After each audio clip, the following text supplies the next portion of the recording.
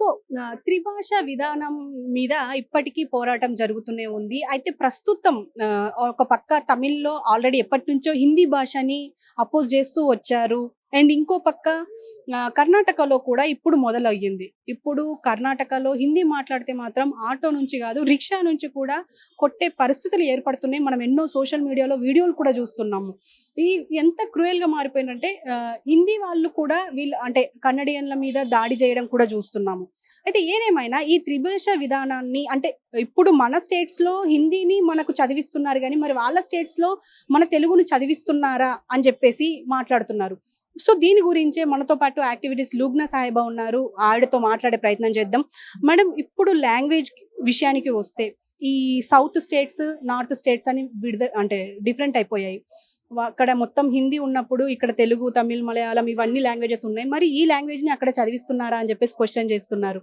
So, ఇది ఎంతవరకు correct అంటారు? ఈ త్రిభాషా విధానం గురించి మీరేమైనా చెప్పగలరా? నేను చెప్పేది ఒకటేనండి. మనం ఇక్కడ కేంద్రీకరించాల్సిన దాని విషయం ఏమిటంటే, ఒకటి దీని లాంగ్వేజ్ ఎకానమీ అన్న అన్న ఒక దాన్ని ఆ దృక్పథం నుంచి చూడాలా, ఈ మల్టిపుల్ భాషల గురించి. రెండోది ఏంటంటే, లెర్నింగ్ సైకాలజీస్ కానీ, ఈ న్యూరో లింగ్విస్ట్ కానీ, వీళ్ళందరూ భాషల గురించి వాళ్ళు ఏం చెప్తున్నారు. Now coming to first of all this neuro linguist కానీ, లెర్నింగ్ సైకాలజీస్ కానీ, వీళ్ళందరూ ఏమంటున్నారు, ది బెస్ట్ లెర్నింగ్ ఒక చైల్డ్ ఎందులో చేస్తారంటే మాతృభాషలో చేస్తారంట. అందులో వాళ్ళు క్విక్ గ్రాస్పింగ్ ఉంటుందంట. సో దిస్ ఈ ఈ ఫార్ములాని మనం అప్లై చేసి, సైంటిఫిక్ ఫార్ములా కదా, కామన్ సెన్స్ కూడా బాగుంది ఫస్ట్ వింటా ఉంటే. ఈ common sense formula, scientific formula ఇది అప్లై చేస్తే మనం అందరము ఇంట్లో ఏ భాష అయితే మాట్లాడుతున్నామో మనం అదే భాషలో మనం చదువుకోవాలా. సో ఇప్పుడు తెలుగు ఈ ఇంట్లో మాట్లాడుకుంటా వాళ్ళు వెళ్ళి ఇప్పుడు హిందీయే నువ్వు నేర్చుకోవాలా కంపల్సరీ అంటే ఎట్లా, is it possible? I mean what is the need and what is the necessity? రెండోది ఏమంటే ఇంకొక దృక్పథం ఏమొస్తుందంటే, ఒక హైదరాబాద్ లాంటి కాస్మోపాలిటన్ సిటీలో ఇక్కడ మనకి ఎంతో మంది మరాఠీలో మాట్లాడే వాళ్ళు ఉన్నారు, మలయాళం ఉన్నారు, తమిళ్ ఉన్నారు, మార్వాడీస్, గుజరాతీ అండ్ కాశ్మీరీ, మణిపూరి. హైదరాబాద్ అంటే ఒక మినీ ఇండియా. ప్రతి చోట నుంచి ఇక్కడ మాట్లాడే వాళ్ళు ఆ భాష వాళ్ళు ఉన్నారు. మినీ ఇండియా ఇది. సో వీళ్ళందరి మీద మనము తెలుగు రుద్దుతున్నామా? రుద్దట్లేదు మనం. మరి మనందరి మీద ఈ విభిన్న భాషల మీద హిందీ రుద్దడం అన్నది అసలు సమంజసమా అంటే గక్కమని కాదు అని వస్తుంది మరి. And given that scientific formula we have to encourage అనమాట. ఇప్పుడు మనము ఒక విశాల హృదయము, ఇవన్నీ మనకి ఇండియనైజేషన్ అంటాను నేను. ఇండియనైజేషన్ ఎట్లా వస్తుంది మనకి? మనము ఇక్కడ గుజరాత్ నుంచి ఒక అమ్మాయి ఇక్కడ చదువుకోవడానికి వాళ్ళ డాడీ ఏదైనా జాబ్ మీద వస్తారు. ఇప్పుడు ఆ అమ్మాయికి తన భాష తను మర్చిపోకూడదు కదా మరి, మదర్ టంగ్ కదా మరి. ఇక్కడికి వచ్చేనేమో అదే తెలుగు, అదే ఇంగ్లీష్ అవి నేర్చుకుంటే తన భాషను, తన ప్రాణిది ఎట్లా వస్తుంది? కాబట్టి తనకేముండాలి, ఇక్కడ మనం సెకండ్ లాంగ్వేజ్ ఆఫర్ చేస్తా ఉన్నప్పుడు ఇదిగోండి, ఎవడు ఏ స్టేట్ నుంచి వచ్చి ఇక్కడ నేర్చుకున్నా మీకు మీ స్టేట్ లాంగ్వేజ్ ఇక్కడ మీకు సెకండ్ లాంగ్వేజ్ గా మేము అందిస్తున్నాము, మేము ఇండియనైజేషన్ గా స్టడీస్ ని చేస్తున్నాము అని మనం ఒక ఫార్ములాని మనం అలా పెట్టుకోవాలన్నమాట. So that will give the proper, I mean ఆ అట్మాస్ఫియర్ కూడా చూడండి ఎంత కలోలంగా అలా ఉంటుంది అన్నమాట. కార్డియల్ అండ్ హార్మోనియస్ రిలేషన్షిప్ దాన్ని అంటారు. ఎక్స్టర్నల్ ఇంపోజిషన్ అన్నది ఎప్పటికీ కూడదు. Okay, no coming to language economy అండి. మన దేశంలో ఇన్ని భాషలు ఉన్నందుకు ఇన్ని డైలెక్ట్స్, ఈ తెలుగులో కూడా గల్లీ గల్లీకి ఒక డైలెక్ట్ ఈడ. ఓకే, ఇక్కడ అంటారు, ఈడంటారు, ఆడ అలా ఉంది మనది. సో ఇన్ని డైలెక్ట్స్, ఇన్ని భాషలు ఉన్న చోట మనకి లాంగ్వేజ్ ఎకానమీ అనేది ఎంత ప్రాస్పరస్ చేయాలి తెలుసా మనం. ఎందుకంటే నేడు ప్రతి ఒక్కళ్ళు అదే ఏమంటే, పైగా మన second state language Urdu. Okay, so మనము ఏదైతే ఆ లిపి ఉన్నదో ఆ లిపిలో మనము సాఫ్ట్వేర్ తయారు చేయడం నుంచి ఆ లిపిలో మనం ఇప్పుడు ఏఐ అంటున్నాం, అన్నిటికీ డాటా కూడా, ప్రతి డాటాని మనం ఉర్దూలో పెడుతుంటే, తెలుగులో పెడుతుంటే, విభిన్న భాషలు గల వాళ్ళకి పెడుతూ ఉంటే అన్ని జాబ్ ఓపెనింగ్స్ అండి మీకు. అది ప్రింట్ కానివ్వండి, అది డిజిటల్ కానివ్వండి, అదే వేరే సాఫ్ట్వేర్ యాప్స్లో లాంగ్వేజెస్. ఎందుకు మనం ఇంగ్లీషే ప్రతి చోట ఉండాలా? ఇప్పుడు సింగపూర్కి వెళ్ళినప్పుడు మీరు చూస్తే అక్కడ ప్రతి బోర్డ్ అండి, ప్రతి public board 4 languages. Can you imagine? Tamil ఉంటుంది తెలుసా అక్కడ, వాళ్ళు చైనీస్, ఇంగ్లీష్, తమిళ్ అట్లా ఉంటాయి. అండ్ భాష, బికాస్ ఇండోనేషియన్ లాంగ్వేజెస్ ఉన్నాయి. సో ఇట్లా ఉన్నప్పుడు మనం కూడా we have to move towards that అంటాను నేను. ఎంతో మనం ఎంబ్రేస్ చేసుకోవాలా. అంటే మన యాంబిట్ని మనము ఒక నారో పెరోకియల్ అంటారు దాన్ని, నారోగా చేయకూడదు. మనం ఎంతమందిని మనం ఒక తల్లి అంటే ఏంటి, ఒక ఊంబ్ నుంచి ఎంత పిల్లలు వస్తారు. సో అట్లా మనం చాలా భాషల్ని మనము ఇమడగల మన ప్రదేశమే ఇండియా.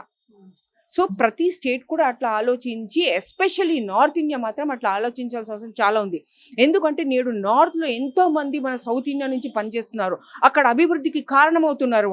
వాళ్ళ లాంగ్వేజ్ సపోర్ట్ ఎక్కడైనా ఉందా? ఎప్పుడూ లేదు. వాళ్ళు అడగలేదు కూడా. పైగా అది గమనించండి, అడగలేదు. వాళ్ళు ఏంటంటే అమాల్గమేట్ అయిపోయారు, వాళ్ళు అసిమిలేట్ అయిపోయారు అక్కడ. సో అట్లాంటి అసిమిలేషన్ సౌత్ ఇండియా నార్త్ దగ్గరికి వెళ్ళి చూపిస్తున్నప్పుడు, నార్త్ ఇక్కడికి వచ్చి అది చూపిస్తుందా అంటే, వచ్చి ఇక్కడికేమో గవర్నమెంట్ నుంచేమో నువ్వు ఆ భాష చేసుకోవాలి. అండ్ గవర్నమెంట్ ఇంకోటి ఉర్దూ గురించి ఇక్కడ చెప్పాలండి. రీసెంట్గా రఘునందన్ గారు కూడా ఉర్దూని ఎందుకు ప్రమోట్ చేస్తున్నారు అంటే, ఉర్దూని అసలు సరిగా ప్రమోట్ చేయలేదు. ఆ ప్రాబ్లం ఉంది.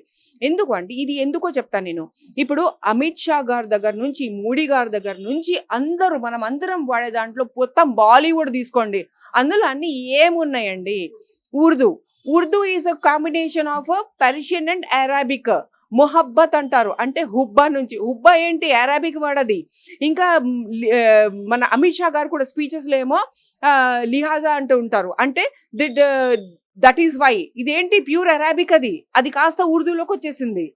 సో ఇట్లా ఈ అమాల్గమేషన్స్ అన్నది, అసిమిలేషన్స్ అన్నది, it is a part of the churning out of various interactions అన్నమాట. దాన్ని ఇప్పుడు సడన్గా వీళ్ళు అవన్నీ ఉర్దూ వర్డ్స్ మానేస్తారా? అమిత్ షా గారు, మోడీ గారు రోజు మాట్లాడే హిందీలో ఉర్దూ వర్డ్స్ ఉన్నాయి, అరాబిక్ వర్డ్స్ ఉన్నాయి. నేను ఎత్తి చూపించగలను నేను. ఏమంటారు ఇప్పుడు మొహబ్బత్ వర్డ్ తీసి పడేస్తారా? చెప్పండి. లవ్ని తీసి పడేస్తారా? మొహబ్బత్ ఈస్ ఫ్రమ్ హుబ్బా, which is Arabic, pure Arabic word అండి అది. సో ఇవన్నీ బ్రాడ్ మైండెడ్ ఆలోచించాలా. ప్లస్ ఇంకొకటి నేనైతే అంటాను, లాంగ్వేజ్ ఎకానమీని మనం మరవకూడదు.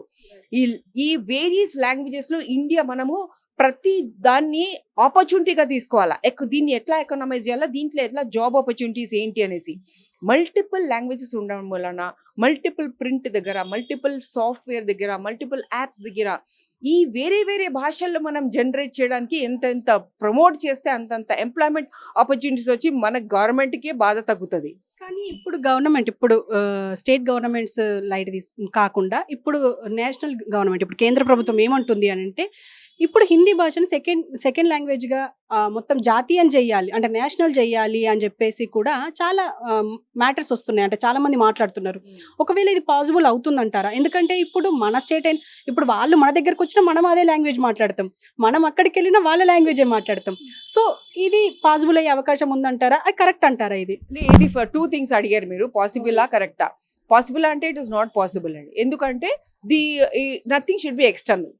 ఒక చిన్న పిల్లాడికి కూడా మనం ఎక్స్టర్నల్గా చేరా అంటే వాడికి ఏదో వస్తుంది, కానీ ఇది వాడికి చూపించి వాడే చూస్ చేసేటట్టు చేస్తే వాడు చాలా లైక్ చేస్తాడు. సో ఇది ఇప్పుడు ఎక్స్టర్నల్గా లేదు, ఇది మేము ఇట్లా చేస్తున్నాం అట్లా చేస్తున్నాం అని షియర్ నంబర్స్తో ఏమో ఓట్లు వేయించుకొని, ఇన్ ద పార్లమెంట్ కానీ, లోక్సభలు కానీ, రాజ్యసభలు కానీ, షియర్ నంబర్స్తో నేను ఇది పాస్ చేసేసినాం కాబట్టి ఇది ప్రజలు ఒప్పుకున్నది అంటే 33%, 20% ఓట్ షేర్ అదంతా. So we can't just go on the parliamentary, Lok Sabha and Rajya Sabha numbers and tell కి know people like it. That is wrong. ఆ ఫార్ములా అప్లై చేస్తా ఉన్నారు వీళ్ళందరూ. That's wrong. ఇప్పుడు ఎక్స్టర్నల్గా ఏది కూడదండి. This is democracy. ఇంటర్నల్గా మీరు ఇది ప్రజలకి, ఇండియాకి మంచిది అనుకుంటుంటే వాళ్ళు చూస్ చేసేటట్టు వాళ్ళని ఒప్పించుకొని దీన్ని ఇది చూపించి అవన్నీ చేయాలి. ఇప్పుడు నేను చూపించినట్టు మీకు ప్రతి లాంగ్వేజ్లో లాంగ్వేజ్ ఎకానమీ డెవలప్ అవుతుందాడా? ఎందుకు నేను ఒకటే లాంగ్వేజ్లో ఒకటే రంగులో ఎందుకు ఉండాలా? మనది heterogeneous. We are multi colours, multi dialects, multi languages, multi cuisines, అట్లా ఉన్న దేశం మంది. ఎట్టి పరిస్థితుల్లో ఈ యూనిక్నెస్ పోకూడదు. ఈ హోమోజినిటీ అన్నది ఇది 1 అనుకుంటా. 1 అన్నది ఎక్కడండి? మరి 1 అంటే మరి 1 ఇన్కమ్ పెట్టండి. నువ్వు 140 crores ఇండియన్స్కి, ప్రతి ఇండియన్కి ఒకటే ఇన్కమ్ పెట్టండి, చూపిస్తా చూడండి, నేను చూస్తా. అన్ని చోట్ల 1 కావాలా మీకు? కానీ ఇన్కమ్ దగ్గర 1 వద్దు, వెల్త్ దగ్గర 1 వద్దు. ఒకడికేమో అంబానీకి 24 అంతస్తుల భవన్ ఉంటుంది, ఒకడికేమో అక్కడ పేదవాడికేమో ఒక టెంట్ కూడా ఉంటుంది, ఆ టెంట్ కూడా పడగొట్టేస్తూ ఉంటాం. సో 1 ఎక్కడ తీసుకురావాలి మనం? అక్కడ తీసుకురావాలా? ఊరికే 1 అనుకుంటా వీళ్ళని పిచ్చెక్కిస్తున్నారు వీళ్ళు అసలు. తర్వాత ఏమో వీళ్ళది పాసిబుల్ అంటే it's not possible. And it is ఇంకోటి అడిగారు మీరు, అవసరమా? అవసరం ఏంటి? Who wants it? Who wants it? And when there are so many advantages, multiple languages and dialects తో ఇన్ని అడ్వాంటేజెస్, అట్లా అక్కడ చదువు దగ్గర క్విక్ గ్రాస్పింగ్ అడ్వాంటేజెస్, పైగా ఇటు లాంగ్వేజ్ ఎకానమీ అడ్వాంటేజెస్ ఇవన్నీ ఉంటూ హూ వాంట్స్ ఇట్ అండి? దట్స్ అండ్ సెంట్రలైజేషన్ అన్నది ఎప్పుడు మంచిది కాదు. మన సంవిధానంలో ఇమిడి ఉన్న ఫ్రేజే డీసెంట్రలైజేషన్. అండ్ ఎంత లాంగ్వేజెస్ మనం ఎన్ని ఉన్నాయంటే అంత మనకు decentralisation will be more and more profitable for us and in tune with the మన సంవిధానం. కానీ ఇప్పుడు లాంగ్వేజ్ వల్ల ఇప్పుడు తమిళ్లో మనకు మొదటి నుంచి మనం ఇందాక చెప్పినట్టే ద్రవిడ ఉద్యమం అని చెప్పేసి అప్పటి నుంచి హిందీని అపోజ్ చేస్తూ వచ్చారు. కానీ కర్ణాటకలో కూడా ఈ మధ్య స్టార్ట్ చేశారు ఆ ఉద్యమం. సో కొట్టుకుంటున్నారు, చాలా దాడులు జరుగుతున్నాయి. ఇది ఎలా చూడొచ్చు అంటారు? లేదండి, దీన్ని కొంచెం స్టేట్ గవర్నమెంట్ ఇంటర్వెన్షన్ కావాలొచ్చి ఆ ప్రజల మనం నమ్మకం మన దగ్గర ఉండాలండి. అస్సలు చీజ్ క్యాయ్ మలం, it's not about getting a vote, getting this thing. అస్సలు చీజ్ ఏంటంటే నమ్మకం, మ్యూచువల్ ట్రస్ట్. ఈ మ్యూచువల్ ట్రస్టే డెమోక్రసీ అంటేనే మ్యూచువల్ ట్రస్ట్. అట్లాంటిది ట్రస్ట్ లేకపోతే మన దగ్గర ఏమున్నట్టు? సో గవర్నమెంట్ బాధ్యత అది. వెన్ ప్రజలు మనల్ని వాళ్ళు నమ్మట్లేదా అంటే అది ఏ పార్టీ, ఏ భాష ఏమి కూడదన్నమాట. ఎందుకంటే గవర్నమెంట్ అంటే అదొక ఫాదర్ లాగా, అదొక పేరెంట్ లాగా, ఫాదర్ అన్న కూడా పేరెంట్ లాగా అన్నమాట. సో ఆ తల్లిదండ్రుల వ్యవహారమే గవర్నమెంట్ ప్రజలతో చూపించాల. నాకు ఓటేసినావు, నువ్వు వేయలేదు, అవేమి ఉండకూడదు. అవి ఏంటంటే ఎక్స్టర్నల్గా ఉండకుండా, ఇంపోజిషన్ లాగా కాకుండా, ఎట్లా అయితే మనకు హిందీ నచ్చట్లేదో మరి వాళ్ళకి కూడా ఏదో నచ్చకపోతే మనం వాళ్ళకి నచ్చ చెప్పుకోవాలా. వాళ్ళ చాయిస్ వాళ్ళే చూస్ చేసేటట్టు చూడగలగాల. అండ్ ఎక్కువ లా అండ్ ఆర్డర్ కూడా ఈ డెమోక్రసీ లాఠీ మార్ కూడదు. వాళ్ళని ఎప్పటికప్పుడు టాక్స్కి పిలుస్తూ ఉండాలా. అప్పుడు ప్రజలు చూస్తారు, అరే ప్రభుత్వం ఎన్నిసార్లు టాక్స్కి పిలుస్తుంది. ఫర్ ఎగ్జాంపుల్ మన తెలంగాణ ప్రభుత్వం కాంగ్రెస్ ఏం చేసింది? స్టూడెంట్స్ అంతంత వాళ్ళని అపోజిషన్ రెచ్చగొడుతున్నా ఏం చేస్తున్నా ప్రభుత్వం ఏం చేసింది? ఏ మాత్రం కూడా తల్లలేకుండా వాళ్ళని ఎప్పుడైనా మీరు రండి అయ్యా స్టూడెంట్స్, మీరు అట్లా కూడదు, మీరు ఎగ్జామ్స్ రాయండి, మీకోసం కాదా ఎగ్జామ్లు, రండి మాట్లాడుకుందాం అని ఎంత నచ్చ చెప్తే వాళ్ళందరూ ఒప్పుకొని హాయిగా బయటికి ఎట్లా వచ్చారు, ఖుషికి వచ్చి వెళ్ళి ఎగ్జామ్స్ రాశారు. అది ఆ స్కోప్ ఉండాలండి ఎప్పుడు. That always keep calling them. వాళ్ళు ఎంత తీటినా, ఎంత పోట్లని ఏం చేసినా మనం రూలింగ్ గవర్నమెంట్లో ఉన్న వాళ్ళం. మనం ఎట్టి పరిస్థితుల్లోనూ మనం సహనం కోల్పోకుండా వాళ్ళని ఎప్పటికప్పుడు రండర్రా మాట్లాడదామని అలా చెప్పుకుంటూ దిస్ ఇస్ డెమోక్రసీ అండి. Dialogue is democracy. సో చూసారు కదా, యాక్టివిస్ట్ లూగ్నా ప్రకారం ఆవిడ చెప్తున్నది ఏంటంటే ప్రతి లాంగ్వేజ్ ఎవరి వారికి ఇంపార్టెంటే, ఎవరి భాష వాళ్ళకు చాలా ముఖ్యం. ఈవెన్ చదువుకునే విద్యార్థులు కూడా ఎవరి లాంగ్వేజ్లో వాళ్ళు చదువుకుంటేనే వాళ్ళు పిహెచ్డీలు కూడా చేయొచ్చు. ఇక్కడే కాదు, వేరే దేశాల్లో అయితే వాళ్ళ లాంగ్వేజ్లోనే వాళ్ళు, అంటే జర్మన్ అయితే జర్మన్, ఫ్రెంచ్ అయితే ఫ్రెంచ్, ఏ లాంగ్వేజ్ అయితే ఆ లాంగ్వేజ్లోనే ఇప్పుడు వాళ్ళు చదువుకొని పిహెచ్డీలు కంప్లీట్ చేసి వాళ్ళు అంటే వాళ్ళ భాష మీద పట్టు సాధిస్తున్నారు. ఈవెన్ మంచి ఎడ్యుకేషన్ని పొందుతున్నారు. కానీ మన దగ్గర వచ్చేసరికి ఇంగ్లీష్ని అంటే తీసుకొని ఇంగ్లీష్ మీడియాల్లో చదువుకోవడం వల్ల సరైన అవగాహన లేకుండా కొంతమంది మధ్యలోనే డ్రాప్ అవుతున్నారు. కొంతమంది అంటే దాన్ని అవగాహన చేసుకున్న వాళ్ళు మాత్రమే ఇప్పుడు మంచి పొజిషన్లో ఉన్నారు. ఈవెన్ ఇంగ్లీష్ మొత్తం ప్రపంచవ్యాప్తంగా ఉన్నప్పటికీ ఇప్పుడు హిందీ భాష విషయానికి వస్తే మాత్రం హిందీ భాష మాత్రం ఉత్తర రాష్ట్రాల్లో ఉంటుంది. కేవలం మన రాష్ట్రాల్లోకి వచ్చి, అంటే దక్షిణాది రాష్ట్రాల్లోకి వచ్చి వాళ్ళ డామినేషన్ చూపించడం వల్లే ఇలాంటి దాడులు జరుగుతున్నాయి అని చెప్పేసి అంటున్నారు. ఈవెన్ ఇప్పుడు ప్రస్తుతం అంటే ఆ దాడులు ఆపాలి అంటే ఖచ్చితంగా ప్రభుత్వాలు జోక్యం చేసుకోవాలి. ఈ ప్రభుత్వాలు ఏవైతే ఉన్నాయో ఆ దాడులు ఎక్కడైతే అవుతున్నాయో వాళ్ళని పిలిచి మాట్లాడే ప్రయత్నాలు చేయాలి. అది తెలుగు అయితే తెలుగు, మలయాళం అయితే మలయాళం, ఏ భాష అయితే ఆ భాష మీద. మనం మొదటి నుంచి వింటూనే ఉన్నాం. తమిళనాడులో మొదటి నుంచి ద్రవిడ ఉద్యమం అని చెప్పేసి అప్పటి నుంచి హిందీ డామినేషన్ని అంటే పక్కకు తోలాలి, అసలు మన దగ్గర హిందీ డామినేషనే ఉండొద్దు అని చెప్పేసి వాళ్ళు మొదటి నుంచి పోరాడుతూనే ఉన్నారు. కానీ మన దగ్గర అంటే ఇటు కర్ణాటకలో మాత్రం మొన్న రీసెంట్గా స్టార్ట్ అయ్యింది, అంటే దాదాపు 2-3 సంవత్సరాల నుంచి స్టార్ట్ అయ్యింది. దీన్ని చూస్తే మాత్రం అక్కడ చాలా దాడులైతే జరుగుతున్నాయి. ఈ రిక్షా వాళ్ళు కూడా హిందీ మాట్లాడిన వాళ్ళ మీద దాడులు చేస్తున్నారు. మీరు హిందీ మాట్లాడొద్దు అని చెప్పేసి. అయితే అయితే ఇక్కడికొచ్చేసరికి మరి అది కూడా కరెక్టే అని చెప్పేసి అంటున్నారు. ఎందుకు అనంటే ఇక్కడ దక్షిణ రాష్ట్రాలలోకొచ్చి వాళ్ళు మన లాంగ్వేజ్ మాట్లాడకుండా వాళ్ళ లాంగ్వేజ్ ఎందుకు మాట్లాడడం? ఈవెన్ మనం వాళ్ళ లాంగ్వేజ్ నేర్చుకున్నట్టు వాళ్ళు కూడా మన లాంగ్వేజ్ నేర్చుకోవచ్చు గదా! అని చెప్పేసి అందరి ఉద్దేశం. సో ఏదేమైనా ఈ త్రిభాషా విధానం అనేది ఎక్కడి వరకు వెళ్తుంది? మరి దీని మీద సమీక్ష జరుగుతుందా? మరి ఈ కేంద్ర ప్రభుత్వం దీన్ని ఎలా ప్రోత్సహిస్తుంది అనేది కూడా ముందు ముందు ఎదురు చూడాల్సిందే.